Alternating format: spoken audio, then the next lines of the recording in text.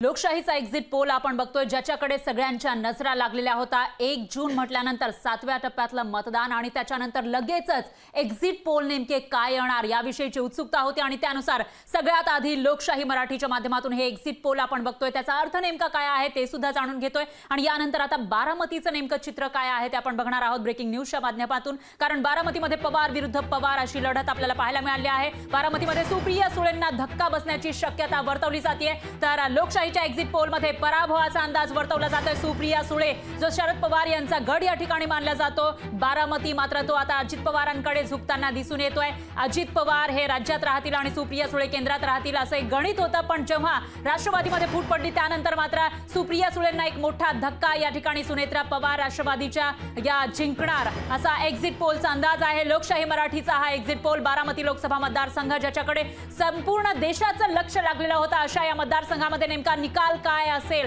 ते आपण एक्झिट पोलच्या माध्यमातून बघू शकतोय। सुप्रिया सुळे यांचा पराभव होणार असं मात्र या ठिकाणी आपल्याला पाहायला मिळतं।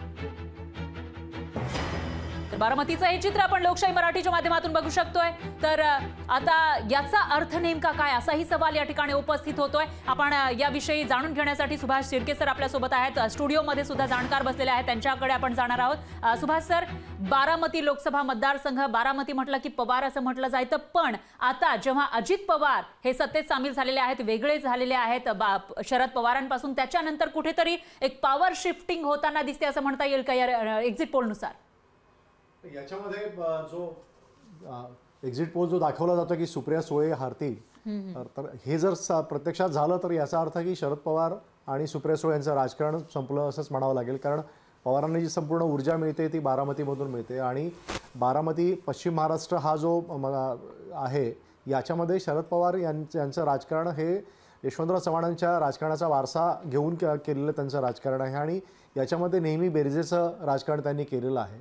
अशा वेळेला भाजपनं गेले 5 निवडणुका सतत याच्यामध्ये पराभव व्हावा NCPचा किंवा शरद पवारांचा यासाठी प्रयत्न केले होते, पण तिथे त्यांना यश आलं नाही आणि त्याच्यामुळं महादेव जानकर असतील त्यांना त्यांनी निवडणुकीमध्ये उतरवलं। याच्यापूर्वी कांता नलावडेंना त्यांनी निवडणुकीमध्ये उतरवलं होतं।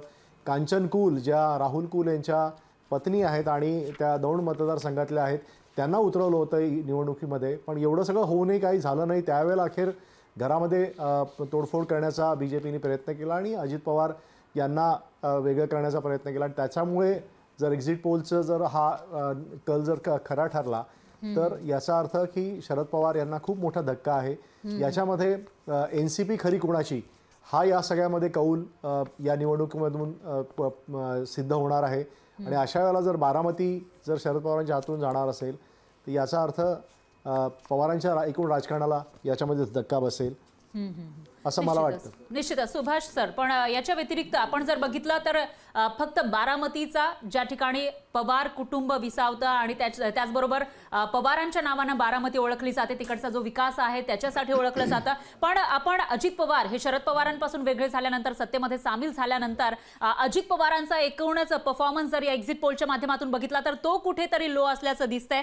मी श्री मीडियाचे देशपांडे सरांकडे येईन। सर, तुम्ही एवढा सगळा आढावा घेतलेला आहे, लोकांशी बोललात, तर अजित पवारांविषयी किंवा अजित पवारांच्या राष्ट्रवादीविषयी मात्र तेवढी काही उत्सुकता आपल्याला पाहायला मिळत नाही। जरी त्यांच्या एरियामध्ये बारामतीमध्ये त्यांच्यासाठी अनुकूल वातावरण दिसत असलं तरी देखील रेस्ट ऑफ महाराष्ट्रामध्ये मात्र त्यांचा परफॉर्मन्स हा कमी होताना दिसतोय। परंतु एक गोष्ट जर तुम्ही पाहिली ना तर अजितदादांनी बारामतीमध्ये ठाण मांडलं होतं, कारण की त्यांना बारामतीची जागा त्यांनी प्रतिष्ठेची केली होती। कारण जसं आता शिर्के सर म्हणले की बारामती जो जिंकेल त्याचं राजकारण पुढे जाईल, कारण की घरच्याचा पाठिंबा कोणाला, म्हणजे बारामती हा त्यांचा स्वतःचा होम ग्राउंड, तर तिथं जर परिस्थिती पाहिली सद्यस्थितीमध्ये तर बारामती, इंदापूर आणि खडकवासला या 3 विधानसभा मतदारसंघात अजितदादांना मोठी आघाडी मिळू शकेल की त्याच्यामुळे ते विजयापर्यंत जाऊ शकतील। उर्वरित महाराष्ट्रामध्ये अजितदादा 4च लोकसभा निवडणूक लढलेत 4 जागी, तर त्यांना उस्मानाबाद अवघड जातंय।